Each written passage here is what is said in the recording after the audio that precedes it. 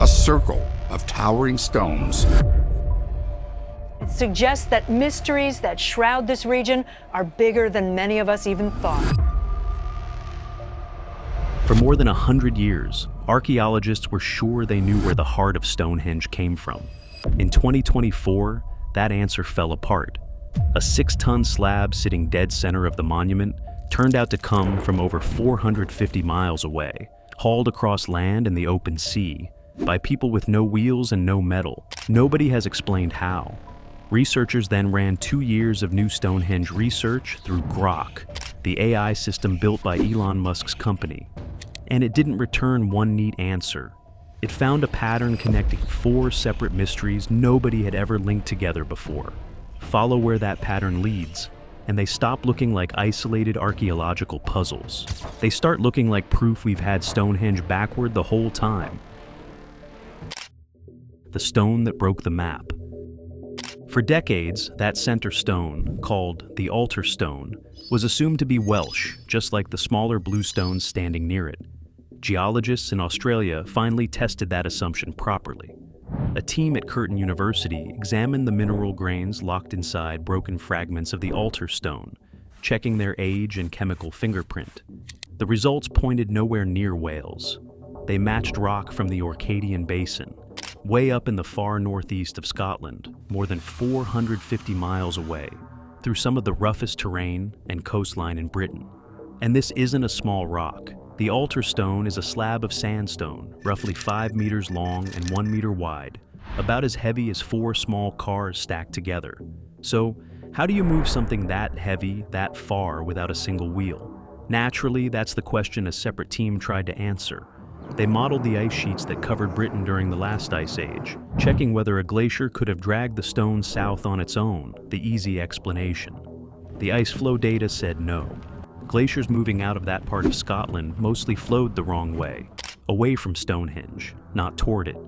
A few might have reached as far as Dogger Bank, a stretch of land now sitting under the North Sea, but that still leaves a few hundred miles unexplained, which means people probably did it themselves, the hard way, by land or, more likely by sea, hugging some of the most dangerous tidal water in the country, hauling 6 tons of rock the entire way.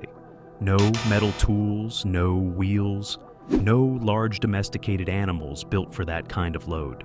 Just rope, timber, and a level of long-distance coordination historians did not think existed in Neolithic Britain. Other evidence backs this up. Bone chemistry from the same period shows livestock moved hundreds of miles south, and pottery styles repeat across regions that supposedly had no contact at all. The altar stone isn't an isolated oddity. It's one piece of a much wider network nobody had mapped out before. That's the first thread Grok pulled out of the data. A transport problem nobody could solve. On its own, it looks like a footnote. It only gets stranger from here. Because once you accept that a Stone Age community pulled off something like this, with nothing but timber, rope, and open water against them, an even stranger question suddenly comes into focus. A calendar carved in moonlight. Here's something most people miss when they look at Stonehenge. It isn't only built around the sun. Inside the circle stand 4 smaller stones called the station stones, only 2 of which survive today. Their positions form a long rectangle, and that rectangle does something unusual. Its short sides line up with the solstice sunrise and sunset, the alignment everyone already knows about. But its long sides point somewhere else entirely, toward the most extreme position the moon ever reaches on the horizon, a rare event called a major lunar standstill. A major lunar standstill only happens once every 18.6 years, when moonrise and moonset swing further apart along the horizon than at any other point in that cycle. Archaeologists have suspected for 60 years that the station stones were deliberately aligned with this event, but nobody had ever properly observed and recorded it at the site. Because the standstill is rare, the testing window lasts only a matter of months, and the last one occurred long before this kind of fieldwork was possible. That changed in 2024. English Heritage, working with Oxford, Leicester, and Bournemouth universities, along with the Royal Astronomical Society, finally got the chance, since the most recent major standstill ran from 2024 into 2025. For the first time, researchers could photograph and measure the alignment against the real sky instead of relying on decades-old assumptions, watching how moonlight and shadow actually moved across the stones on the ground. Miss this window, and the next one doesn't arrive until the 2040s, which is exactly why nobody had managed to properly study it before now. Now, here's the obvious pushback. Maybe it's just a really detailed calendar, but the sun alone tracks the seasons inside a single year. No generations of sky watching required. So, why also encode a lunar cycle that takes 19 years just to confirm, and keep adjusting the layout for the next 5 centuries? Someone had to watch the sky for the better part of 2 decades, then pass that knowledge down accurately enough for the next generation to finish the job using a measurement nobody alive had personally seen twice. That isn't a planting schedule. That's long-term planning on a scale historians don't usually assign to Stone Age Britain. So, scratch the calendar theory. That's the second thread Grok flagged, a sky calendar nobody could properly verify until last year, attached to a monument that didn't strictly need it just to track the seasons. 2 threads in, and neither one explains why any of this needed to exist in the first place. Rocks that ring like bells.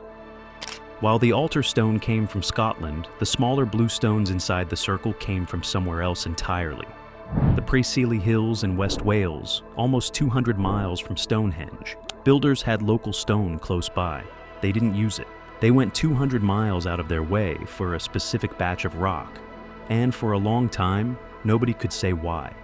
Then a research team from the Royal College of Art went looking for an answer in the Welsh hills themselves. They tested more than 1,000 rocks across the Preseli Ridge by tapping them with small hammerstones. A surprising number of them rang, not a dull thud, but clear metallic tones, some like bells, some like gongs, some like tin drums, depending on where exactly you struck them. Local legend already hinted at this.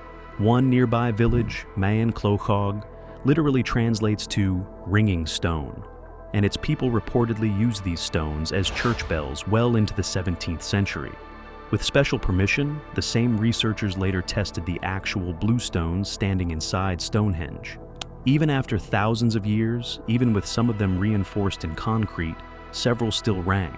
Separately, acoustic engineers at the University of Salford built a 1:12 scale model of the complete stone circle to study how it handled sound. Inside that model, voices and music reflected and lingered against the stones, in a way open ground never would, turning the circle into a kind of natural echo chamber the moment you stepped inside it. That changes how you have to picture the selection process. Someone walked that ridge, struck stone after stone, listened to the tone each one made, and picked out specific rocks based on sound, not just size or shape. The pitch wasn't random either. Denser stone rang higher, softer stone rang lower, the kind of detail you'd only notice if sound mattered. Then they moved their chosen stones 200 miles to a site that already had a perfectly good local supply. Why go 200 miles out of your way for sound alone, unless the sound itself was the point? That's the third thread Grok pulled together. Stones chosen for how they sound, not how they look.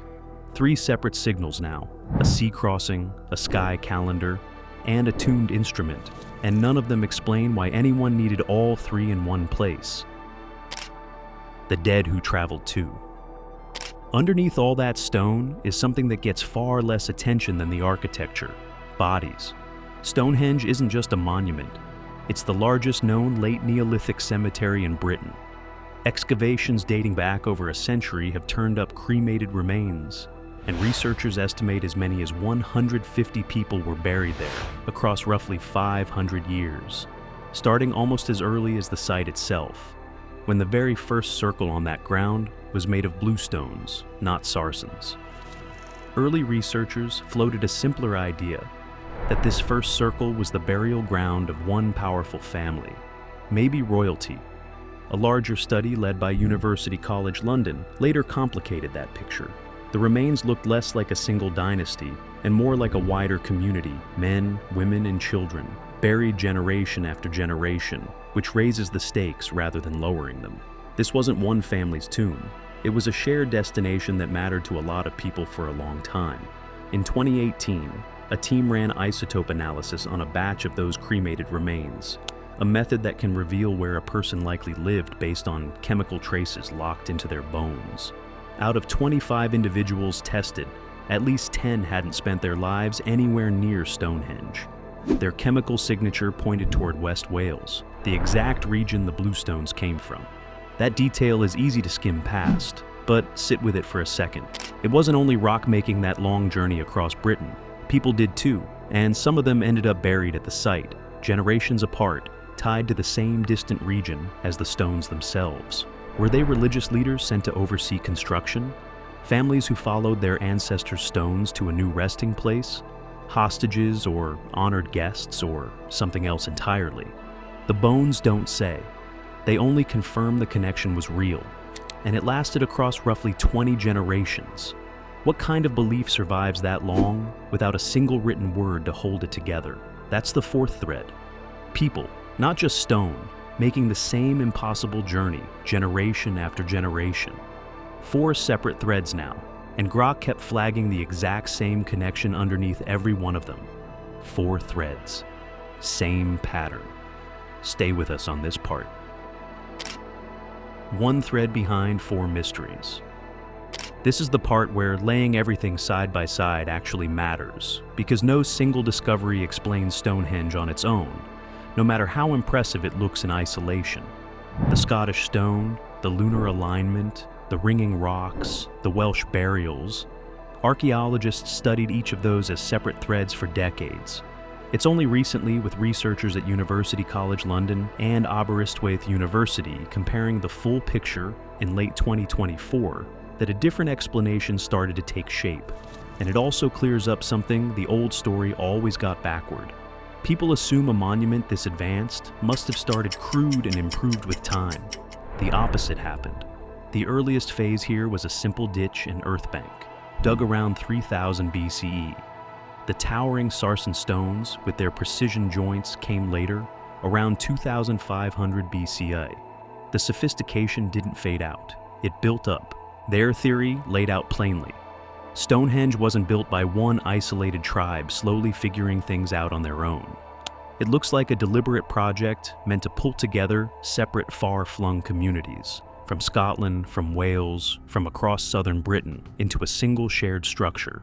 Different groups likely supplied different stones, carried their own dead to the site, and contributed knowledge that had been building somewhere else entirely. The sky tracking, the stone selection, the engineering. All of it converged on one patch of open chalk plain in Salisbury, brought together by a society we used to assume was scattered and disorganized. That's the part worth sitting with. When you run the transport data, the astronomy, the acoustics, and the burial chemistry through the same lens at the same time, instead of as 4 unrelated academic papers, the coordination required jumps out immediately. An unwritten plan carried out with total consistency across hundreds of miles and roughly 20 generations, getting more precise as time went on, not less. Grok didn't solve Stonehenge by uncovering a hidden chamber or proving some ancient conspiracy. What it actually did was line up 4 threads nobody had connected before: the transport, the astronomy, the acoustics, and the burials, and show that they all describe the same thing: a level of coordination across Neolithic Britain that almost nobody believed was possible. And that's arguably more unsettling than a secret chamber would have been. A hidden room would still let us explain Stonehenge away as one big secret. This doesn't. Every clue points toward an entire society coordinating knowledge, labor, and belief across hundreds of miles, using nothing but rope, timber, and word of mouth for at least 20 generations, with no guarantee any one person ever saw the whole plan. If a society we once dismissed as scattered and primitive could coordinate something this complex and sophisticated across an entire island without writing anything down, then maybe the real mystery of Stonehenge isn't how it was built. Maybe it's how much of the people who built it we've completely underestimated. And if they went to all this effort to preserve something for future generations, what exactly were they so determined we'd never forget? Share your thoughts with us in the comments below.